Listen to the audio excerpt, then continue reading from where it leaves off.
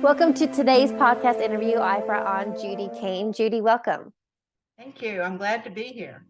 Please give listeners a little background. Where do you live and what do you do? Sure, I'd be happy to. I live in Tarpon Springs, Florida, which is in the Tampa Bay area. What is it that you do? And I help people rewrite their subconscious self-limiting beliefs, take out their head trash, if you will. Yes. Well, and I'll just be blunt only because I feel like this is so timely. And that's why, I love life synchronicities. I truly don't believe in coincidences, but I believe everything is this free flowing dance if we allow it. And I feel like our conversation is so timely because I literally just got off a call with somebody seeking coaching, seeking guidance because she's in such a mess. And it's what I call I'll just say it, mental fuckery. Like she's in this headspace. It's so much chaos, which is leading to worry and anxiety and self-doubt and procrastination and all this junk. And I teach and preach and truly believe that the mind is the cause of every effect in our life. Oh, absolutely. I totally agree with you. Well, okay. So, and I definitely want to talk about the subconscious mind, but a metaphor analogy I always use is kind of like our mind is a garden. And the thoughts we think are the seeds we plant, and ultimately we reap what we sow, right?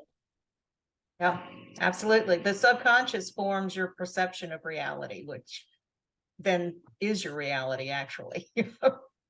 But then what about those people who, I love how Abraham Hicks says, stop arguing for your limitations? Anything with Abraham Hicks in it, for sure.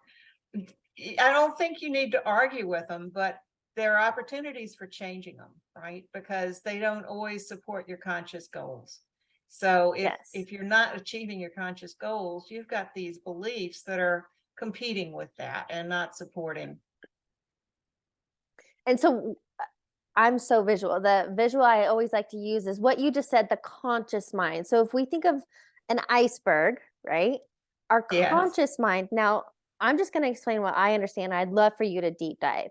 But ultimately, the conscious mind, 5% of the picture is where we have our desires, our goals, our wishes, our hopes, our dreams, right? Like 5% of our mind, the creative mind.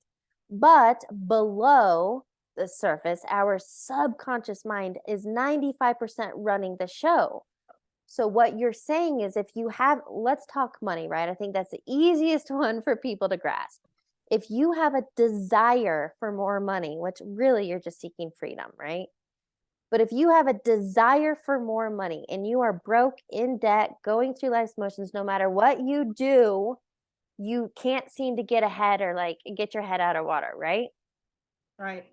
So in that scenario, can you please explain how your conscious desire more money, but your subconscious programming, debt, lack, fear, whatever it is around money, is creating this disconnect and ultimately a mess? Sure, I'd be happy to. Money is one of the most interesting topics when I am working with people. First of all, they think it's money they want, when it's really something that represents something. It's not the number of digits in the bank account. And if they don't change what's holding them back from the actual goal, no amount of money is going to solve their issue, right? But we get so many conflicting messages when we're growing up. We get most of our subconscious by the time we're 7 years old. And we're just little sponges walking around, absorbing all the beliefs wherever we land. The society measures most people's success in terms of money. So it's important to make it. You think it's important to have it. You think it's necessary for all the things that you want. At the same time, you're told you have to work really hard for it, or it doesn't grow on trees, or it's the root of all evil, or you shouldn't have more than you need, or you don't want to be like those people who have too much of it. So there are all these things that are conflicting just about money itself. And then on top of it, you can have a lot of other things that are tied to fear of success, because it might be really unsafe for you to be visible or heard, or you might think it's going to take too much to be successful, if not in terms of money, then in terms of energy and time.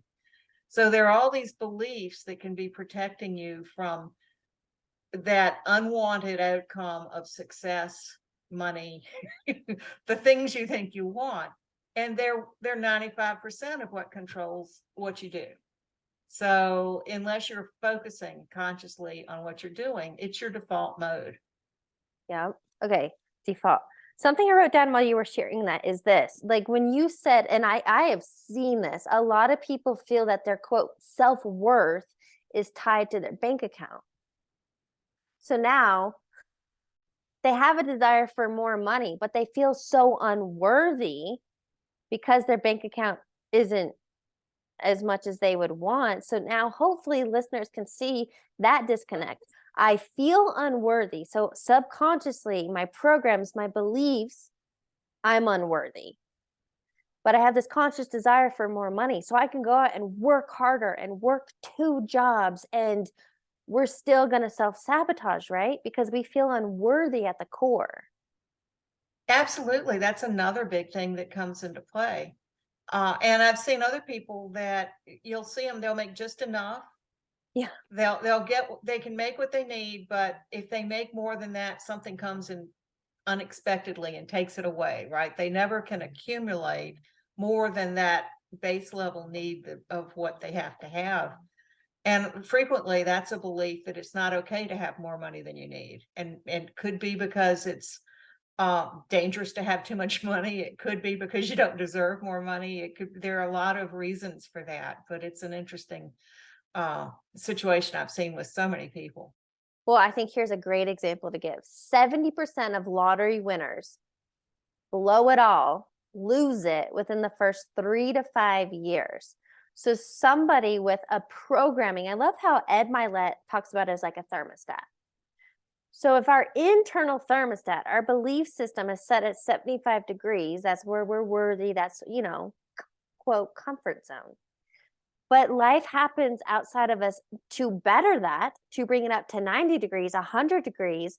Now we're outside of our comfort zone. It doesn't match the beliefs. And that's why people squander the money, because they need to get back down to their 75 degree. Okay, can we talk about this? Because then I kind of want to talk about, well, how do you change this, right?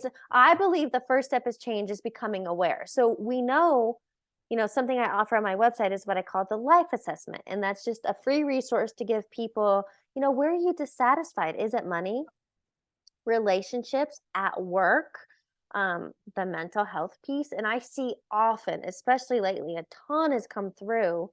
It's on that life assessment. It's a scale 1 to 10, 10 totally satisfied, wouldn't change a thing, 1 miserable.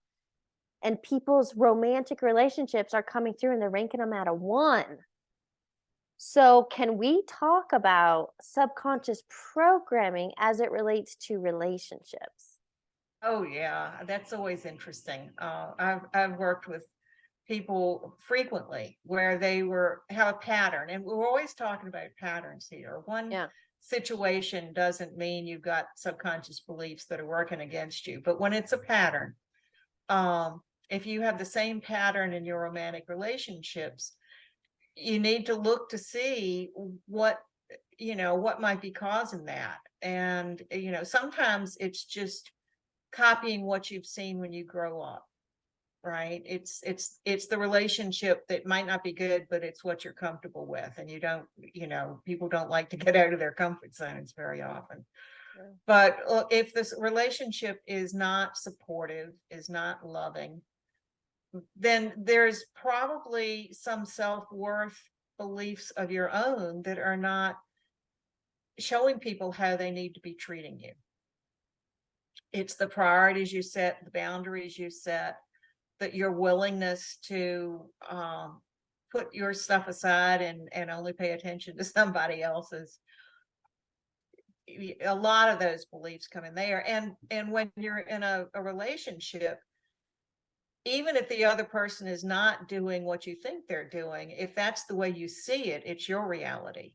And you're responding back to them based on that reality, which they then respond back to you. So you've got to change the way you're relating to the other person to hope for a change in their response. Okay, there's so much I want to break down here. Okay. even what you were just sharing is, I've heard it lately referred to as the mirror principle. That life is literally a mirror. So our internal state is projected externally.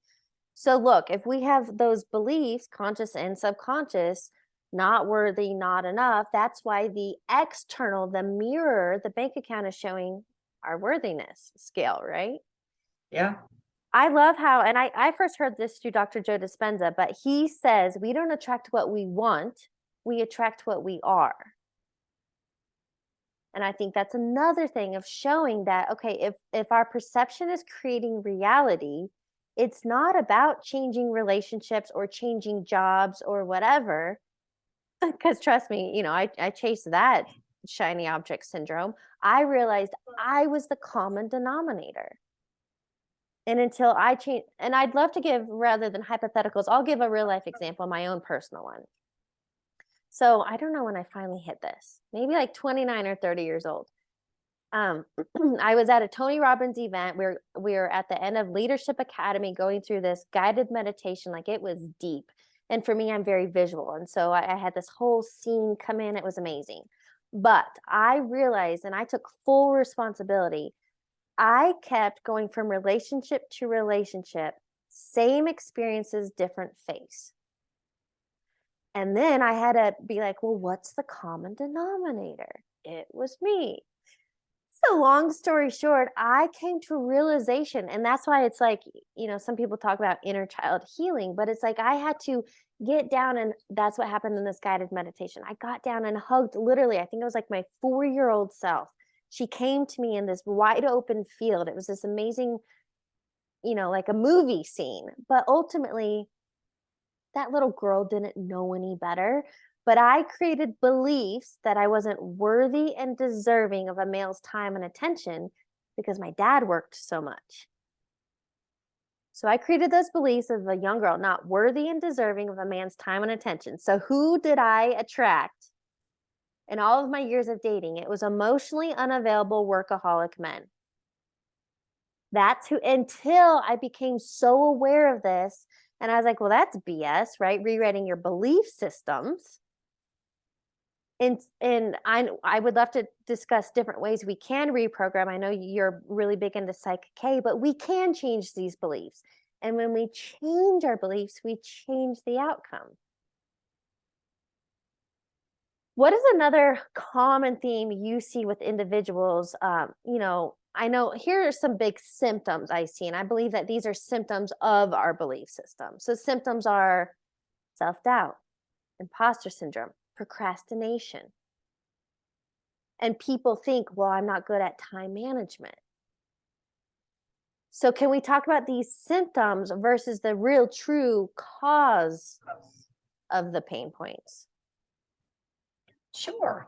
And this is something I like to talk about when I give presentations of some of the clues that you can look for if you've got subconscious beliefs working against you. Yeah. And so feeling fearful or anxious or, stressed out when it's the same, about doing certain things, being with certain people, running out of money, having to do something that you might fail at. There's a lot of fear that I see out there. Um, and so and the root of that is feeling safe. And it's not just physically safe, but feeling emotionally safe and safe to make choices that are based on what you want instead of what you are trying to avoid, right? Many people's lives are based on what they don't want to happen. They don't want to run out of money, so they go for the promotion, or they go for the job they don't love because it pays more, or they get in a relationship with somebody that might not be their first choice, but they are pretty sure they won't get rejected. It's like they're going for things that seem to be safe to their subconscious, even if their conscious mind isn't aware of it. So that's one set of symptoms, is all the times you feel anxious when you think about doing those things, or when you feel shame or guilt on a regular basis. That can feeling not, that is usually tied to being not worthy. You know, so your self-esteem and what you believe other people value you for. So those are, you know, where your priorities aren't straight, where you don't set boundaries, where you're in the non-reciprocal relationships, where you can't accept praise, you can't talk about what you do well. There, if you're Mm. uncomfortable taking a compliment, you know, if somebody says you did a great job and you say I was lucky, or it was the team, Oh my you know, gosh. and surely if you're with a team, certainly it was a team effort. But if you can never accept compliments or praise for something that you've done, that's a symptom that your self-worth is probably not what it would be helpful to be. I think, okay, here's another prime example of this. Yesterday, I was having a conversation with somebody and I gave him a compliment and he deflected. And my mom taught me at a very young age, whether or not you believe the compliment, say thank you. Just say thank you. And she taught me that as a young girl. I think women are the worst at deflecting, but it's like, oh, you're having such a great hair day. Oh, really? Like, I haven't washed it in 3 days or whatever. Or I left that dress. Oh, it's old. Like we do this all the time. But this guy who I had this conversation with paid him a compliment. He deflected. I called him out on it because that's what I do. And I was like, you told me you were seeking abundance and wealth. Oh, because he said after that, he's like, I'm not good at receiving. And that would be a self-worth thing, right? And so I said, you are seeking wealth and abundance. So you need to be open to receiving. Like you need to have your hands out, like, yes, thank you. And it starts with something as small as a compliment, right? Right. I love the Absolutely. I love the saying, how you do anything is how you do everything. And that's why I believe these small things are so important, because if you can't accept a compliment, well, you're not going to get more money, right? Yeah, Or the other things you absolutely. want. Yeah. I've got another example of that, is just a little test for people about how they really view people with money, right? If you get cut off in traffic, if the car that cuts you off is a high value car, Yeah. do you have a different reaction than somebody who's driving a car that's similar to your own?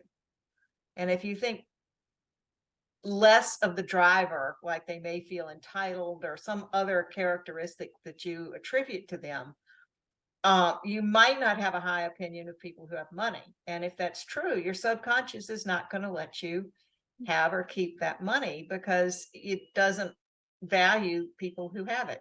Right? Okay, so if this is making sense and resonating to people, and now we're becoming more aware of, oh, I guess I do feel unworthy. I am living by guilt, shame, not enough, insecure, etc. But there's a gap, right? Who they're currently being based on perception and belief systems. And I call it version 2.0, who the life they desire, right? That conscious mind desires this amazing life, which I truly believe we all are capable of. You're nodding. You're like, yes. Yes, Okay. absolutely. So Yeah. then how do we bridge this gap? How do we pull the weeds and plant new seeds? So there are lots of modalities that can Yeah. help people change those subconscious beliefs. Yeah. I'm not an expert in any but one. Yeah. Well, before we go into Psych K, because that's yours, can we talk Right. about the different modalities? Because maybe somebody's been like, oh, I've heard of that. I didn't know that was reprogramming. It's not my area of expertise. I can throw out hypnotherapy is one way of doing it. Yep. If it's done repetitively, Bruce Lipton says affirmations. I believe you have to really get into the emotion of those being true for those to work.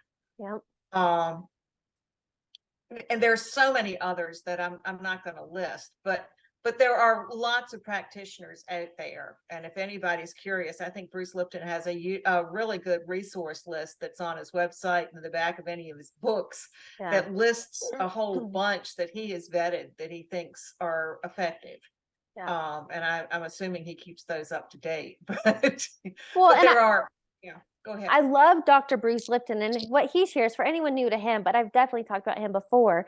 He wrote The Honeymoon Effect and the Biology of Belief. So he was this guy, wasn't he like in his 40s, miserable, right? Like he was living a miserable life, but he's a Yes. scientist at heart. And he was a professor at college and teaching these things. And he had his own aha moment. And he realized it's the environment of the cell that creates results. And he was like, wait a minute, but don't we have like 100 trillion to 100, whatever. There's a big number. We have trillions of cells, and it's our internal environment based on our thoughts and beliefs, which are fertilizing these, creating our external results. And this guy is now, I freaking love Dr. Bruce Lipton. He's the happiest, nerdiest guy. I think he's got to be like 70, right? He's old. I think he's older Older. than that. Yeah. Really, I Mhm. love him. But what he is proof of that this being possible. And you're right. I think it's important for people to experiment different. Scripting is one, but ultimately it comes down to repetition, because if we get into Hebb's law states, nerve cells that fire together wire together.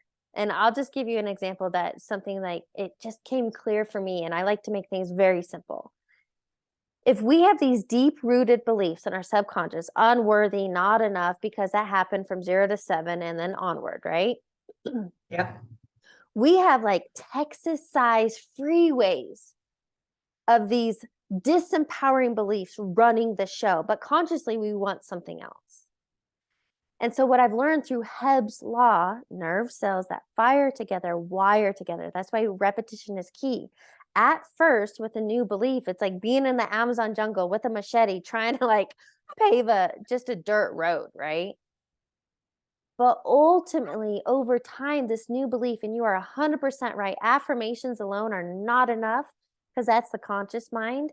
But when you combine that thought and the feeling, like you embody it, then that Amazon jungle with the machete turns into this new Texas style freeway, right? That's how I see it. That's just what works for me. So ultimately, what we're telling people is become aware of these disempowering beliefs keeping you stuck. And there are ways to go about reprogramming. So now tell me about Psych K. Gladly. So it's a fast change process that you can use to rewrite beliefs that you want to be different. It's the subconscious beliefs. When I talk about beliefs, I'm talking about subconscious beliefs, which you may or may not be able to tell what they are. You have to look at what's going on in your life to figure out and back into it to figure out what might be manifesting that. But so it's a fast change process. You can usually change any one belief in less than 5 minutes. It's based on the clients that I work with. We call them partners, but the clients are fully awake and aware, so they're not in some other state when they're doing this. And the people who I'm called a facilitator, so I'm not affecting the change. I'm facilitating the change. The person is changing what they want to change. They Yeah. pick the belief they want to be true. And you get in certain postures that are more easily enabling a whole brain type of a state where you're balanced and open to being able to change this energy. So you're not doing which they're just different postures that you're doing to make it more accessible to get to the subconscious. You use muscle testing to communicate with the subconscious to figure out what's in there. Mm. And do people know what muscle testing is? Well, I do. The one that I know, isn't it through like kinesiology when you stick your arm out and you're like, yeah. And so that's just if you're stronghold, then that is true for you. If it goes limp quick, then no. Yes. So you use it to see if an emotion stresses out your subconscious, or if your subconscious believes a certain statement, or if an answer is yes, no. So yeah, Mm, that's what we use it with. And when I work remotely with people, I do the muscle testing for the person, which works. So that's how you can tell if they get freaked out when they think about, money. If you muscle test and it's a weak response, it means your subconscious is freaked out about it. It's not just a conscious story you're telling yourself. And that's something that you can work with Psych K to change. Or you can have affirmation style statements of, I deserve to be loved and cherished in this relationship, right? If your subconscious doesn't believe it, it will be a weak response. So you rewrite it so that it does believe that. So that's how you go about that process. this just made it came to mind EFT tapping, and that's maybe more mainstream that people may have heard of. But tapping is using affirmations, tapping on the different meridian points, right? To also kind of reprogram. So I just want people to know there's so many ways to go about this. Absolutely. But if you're just reading, I am wealthy, but you feel broke, it is never going to work. Right. Absolutely. Um, and ultimately, I love using the metaphor, like how often do we update our phones? The OS, operating system, often, because like my phone just did another one. It's at 16 point something. So it's had many upgrades and um updates, but it's like when I feel most people are living life on autopilot, right? Living life by default, where I offer you can live life by design. So I would love to hear from you. What even made you get into this work? And can you share some beliefs that you were able to rewrite through Psych K and how that changed in your life? Sure, absolutely. I have a background in IT management, and I did not have much exposure to anything that you would call outside the mainstream. I didn't disbelieve, I just had not much exposure. I'd heard of acupuncture and assumed it worked because they've been using it for centuries. And why would you keep doing something if it didn't work? Right? So, I tend to think in the possibilities, but I didn't have any exposure. And when I was married to my second husband, he had a lot of friends who were doing all sorts of energy work, which was a whole new area for me to be exposed to. And at one point in time, it was, he had a physical pain, and I don't even remember what it was. But one of his friends said, "Would you like me to help you with that?" And he said, "Sure." And they worked with it where I could see and hear what they were doing. And in about 5 minutes, this physical pain had gone away. And I could see what was happening and was absolutely intrigued because it did not require you to interpret messages or sense energy. It's a process. And it was like, I could do that. It didn't seem to require special gifts to be able to do this. And so that was when I decided I wanted to learn more about it. And in 2011, I took the first workshop, and then I quickly followed with every possible workshop that they offer because I was just fascinated with the possibilities of what this can do for people. I've used it with myself for all sorts of things. One of one of the stories that might be interesting is fear of speaking in public. I learned how to do Psych K in 2011, mainly just to use it with myself and people I knew. But it was so good, I thought I needed to share it with more people. So I started the business in 2014. And so I started networking, which I had never had to do before. Even the 30-second introduction was like, I'd get a little nervous waiting for my turn to say the thing and worried that I wasn't going to say it right and that everybody was going to be looking at me. And I got to where the 30-second intro was fine. And I was at one networking meeting and a woman said, "I'm really interested in what you're doing. I have a web TV show. Would you like to be a guest?" And my head my mind is going, well, of course, yes. And my voice said, yes, of course, that would be lovely. Thank you so much. And inside, there were some voices that were just screaming because the idea of being on a TV show was just unnerving for me, right? But I went home and I worked on the panic basically that I was feeling, and went through a whole bunch of belief changes so that I would be ready to go on, say, on this set and do this. And as I was driving over for the show, I could feel there was just a little bit of anxiety left. So before I went into the building, I took care of that last little piece, and I was really glad I did because there were 6 cameras, I think, focused on the 2 chairs.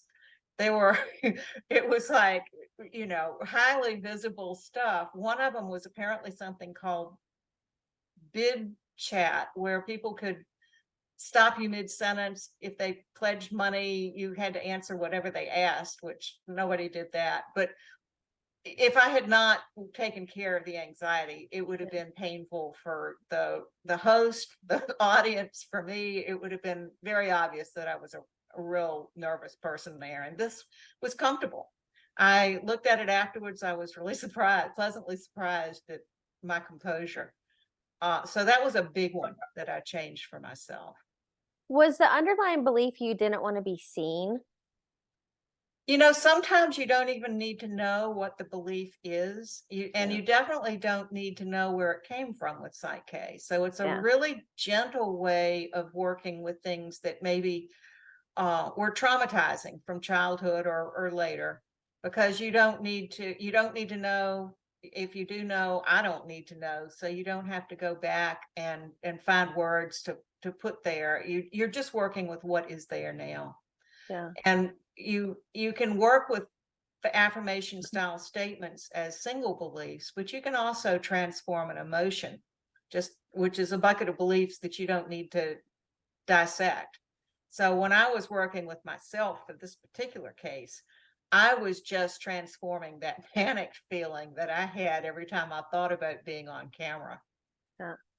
Okay, something you brought up which got you into Psych K. I have heard this and I love this saying that anytime, especially chronic pain in the body, think of it as a check engine light. Like, oh, well, there's some emotions, there's trapped emotion, there are beliefs, thoughts not serving me, and my body is like, right. So we can deal with the symptoms. You can go to a chiropractor and get adjusted. You can do some acupuncture, and that's fine, I think, right? But Sure. it's just managing symptoms where I'm all about let's get to the root cause. Absolutely. And Yes. I know specific, like I love Louise Hay. She has a book on this, You Can Heal Your Life. And at the back of the book is a glossary of like skin conditions, and any chronic pain and illnesses are all go back to a trapped emotion, a belief, and she offers an affirmation. But what you're sharing, I'm curious what you can share with us about this process, because if we can come in and change a belief in 5 minutes, why is everybody not doing this?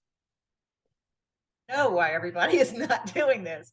I heartily recommend that people, find a way to deal with these things. But a lot of people don't understand that dashboard analogy of your body. Of it's just trying to get your attention because you need to change something. But it's absolutely, I've seen this time, the mind body connection is just awe-inspiring. Yeah, some things I've Yeah. seen immediate differences with people. There's a physical symptom that they don't want. Migraines, for instance. Mm. I don't know how many people in conferences and meetings and places that have said, I need to leave, I've got a migraine. And I've said, would you like me to try to help with that? And we can go off in a corner, and usually in 5 minutes, the migraine's gone. They've changed a belief that was their body was letting them know something was not right. And so I've seen that over and over again. When it's a pain thing or a mobility thing, sometimes it's immediate. Now other things take longer to resolve in the body. It might not, you might not know if there was a change, or it might just take longer for it to occur. But some things I've seen an immediate difference in.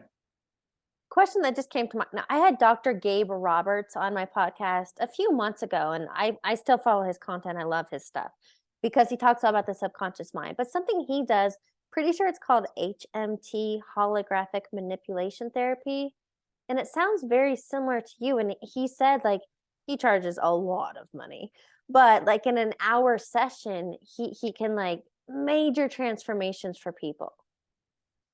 How are you able to do something like that in 5 minutes? Yeah, I wish I knew exactly how it worked. I've seen it work enough to know that it's not a surprise, but it's still awe-inspiring, right? It's Yeah. still kind of, wow, how can it be that much of a mind-body connection? The things I've seen are like sciatica. I've had several clients where that was the reason that they were there. And it really didn't take a full session for that to be resolved. Or people with mobility issues where, Yeah. I haven't been able to raise my arm over my shoulder for 20 years. And it's not stuck because the bones are frozen. There's some belief that's keeping it from moving from that point. And Yeah. so if you can find the right belief, and that's Yeah. where the art of it is. The change part is pretty straightforward. The art is changing the right beliefs that are causing what the issue is. Now, is this something you like in sessions that you do with people? Is this something that you can teach them and they can take it away and continue doing on their own, or they need the facilitator? So I've got two answers for that. To actually do Psych K, you need to be working with a facilitator or take a workshop and learn how to do it yourself. It's not like you can, write the notes down and go home and do it, because you wouldn't be doing Psych K per se. You don't know what you'd be doing because you haven't had it's a pretty intensive workshop that you go through for what looks like a simple set of things at the end that you know how to do. But there is a lot of background. It's kind of like installing an operating system in the person who's the facilitator, right? Yeah. That it's like you go through something like that. That being said, there are some things people can do that frequently can result in a change. One of the things I see so often with people, they come in and they know what they don't want. But when I say, what would you rather have instead? They can't really articulate what they really want. They just know what they Mhm. don't want. Yeah. So one good way to get on the right path is to figure out, what do you really want? And then after you do that, if you can spend some really quality time going deep into what that would look like, all the details, all the sensory details that you can put around that reality, that new reality. So visual details, what people are saying, what you're saying to yourself, what emotions are you feeling when this is true? Are there scents or textures or tastes or anything else that you can add to that picture to give good Yeah. detail? Sometimes that's giving your subconscious enough information to know what you're trying for. And I have seen that make a difference in some cases. So it's always a good place to start if you want to do it yourself. I love that and what you just shared because I see that come across my emails and content a lot is and I recently had a post on LinkedIn that got a ton of engagement and that was the topic is people don't even know what they want because look, we're trained, we're so focused on what's not working, what we don't want, what we don't like, and we're giving all of our attention and energy to that. Instead, if you get so clear on this, I call it version 2.0, right? Or you get so clear on that dream job, that dream business, that relationship. And like you were saying, you embody the feelings of it. Are you into Neville Goddard? Gone deeply into that. The little bit I've been exposed to is very interesting. Yeah. So I love Neville Goddard. And just real quick, because I know we're kind of running short on time, Neville Goddard teaches, because I think most people think of what for those that actually know what they want or take the time to figure it out, they think of it and they're like, someday, one day, I wish, I hope. But he teaches the law of assumption, assuming as though it's already done, living from the end. And I think ultimately, truly, this is what Dispenza teaches in his, I've been to his meditation retreats. When you have that clear intention and you live from those elevated emotions, gratitude, joy, love, connection, abundance, and that is who you are rehearsing mentally, visually, viscerally, you literally attract that into your life. But those are two totally different realities. So what are you focused on? Because you're going to get more of it, right? Yes. Which wolf do you feed? Oh, yes, yes. Okay, so question, because Site K, this is something, and maybe it's something we could deep dive at a later time. Ultimately, what do you want people to know? I want them to know that they don't have to settle for what is, Mm, that they can create a life that is what they actually want to be living based on choice as opposed to based on fear. I love that. Choice, yes. I'm highlighting choice because I use that word often. I love that. Okay, so Judy, I'd love to wrap up the interview, and I have a few rapid fire questions for you. Okay. The first one being, what is a quote or motto that you live by? Whether you think you can or think you can't, you're right. Henry Ford. Henry Ford. Nailed it. All right. What is a book you're currently reading or highly recommend? Highly recommend The Biology of Belief by Dr. Bruce Lipton. You know what? So I love hearing his interviews on YouTube because pretty much if you've seen one, you've seen them all. He says the same thing, right? Yeah. Repetition. That book was so hard to read, I feel. An easier one because it doesn't have because the biology of belief is heavy on biology. The honeymoon effect gives you the same information in a different way of applying it. So either one of them I highly recommend. Yes. And I agree. I've read both, but I like more of the practical, not the science behind it all. All right. Final question. What advice would you give your younger self? Oh, learn about this. If I had known what I know now back then, life would have been so much easier. Oh my goodness. Yes. Well, and I think that's why you're doing what you do to empower individuals to start now. Yeah, absolutely. Yeah, It is the reason I'm here is to let people know if things aren't working the way you want and it's a pattern, there are reasons for that and you can change it. I love Yes. that. Such a great note to end on. Thank you so much for joining me. Thank you for having me. I've really enjoyed it.